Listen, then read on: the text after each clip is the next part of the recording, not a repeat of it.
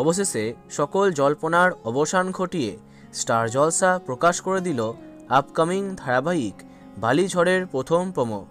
যেমনটা জানা গেছিল যে রাজনৈতিক প্রেক্ষাপটে ভালোবাসার গল্প উঠে আসবে, তেমনটাই কিন্তু দেখা যাচ্ছে।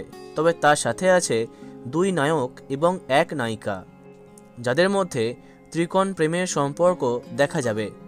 এখানে গল্পের নায়িকা জোড়া স্রোতকে ভালোবাসলেও তার বাবা মহার্ঘর সাথে তার বিয়ে ঠিক করে দেয়। তাই নর্মালি দুটো নায়ককে দেখে দর্শকের মনের মধ্যে একটাই প্রশ্ন, কে আসল নায়ক। প্রসঙ্গত উল্লেখ্য, এর আগে খড়কুটো ধারাবাহিকের মাধ্যমে তৃণা কৌশিক জুটি জনপ্রিয়তা পেয়েছিল।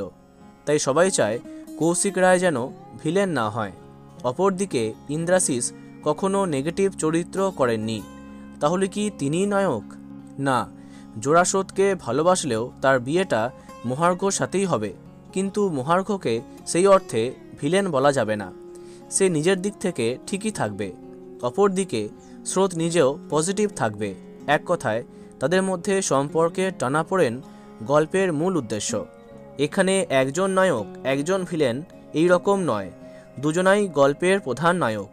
এর আগেও এমন গল্প দেখা গেছে যেখানে দুটো নায়ককে পজিটিভ নেগেটিভ হিসেবে দেখানো হয়নি।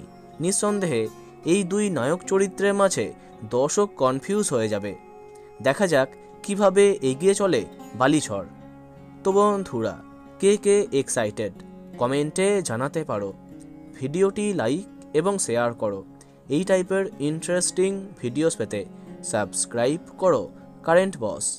ধন্যবাদ।